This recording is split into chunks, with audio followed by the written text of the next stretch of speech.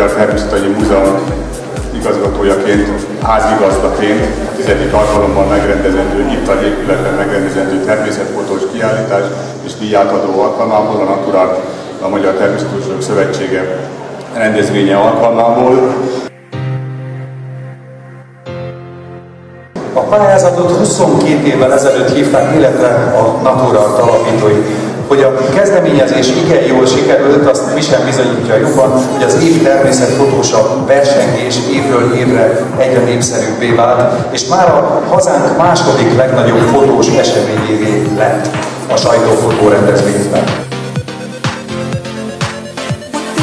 Azt hiszem, hogy a múzeum amúgy is a természet ismeretének és szeretetének továbbítója, átadója, méltó gazdája egy ilyen fotós kiállításnak. Én magam is amatőr természetfotósként Sanyihoz hasonlóan régóta gondolkozom azon, hogy el kéne indulni egy ilyen fotós pályázaton, lehet, hogy érdemes is lenne.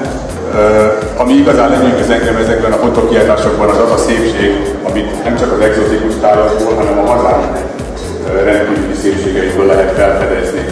Az ember nyitott szemmel sétál, akár a saját kertjében, akár a városban, akár a közeli területeken, és ilyen pillanatokat örökíthet meg, amelyek itt láthatók ezeken a képeken.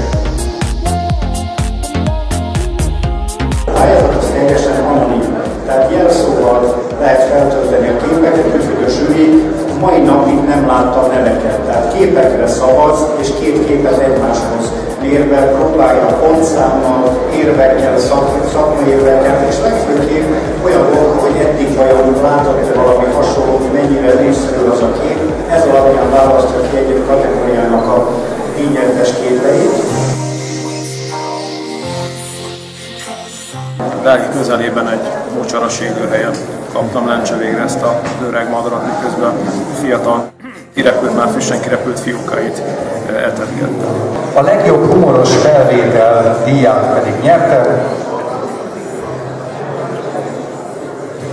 Barkóczy Csaba a Nagy Tervesz című képével. Általában minden évben szokott a pályázaton külön díjazás lenni, de tudom, hogy a Dunapak az egyik főszponzor, de nem gondoltam volna, hogy az egyik külön díjat én fogjuk megkapni, úgyhogy ez elég megtisztelő számomra.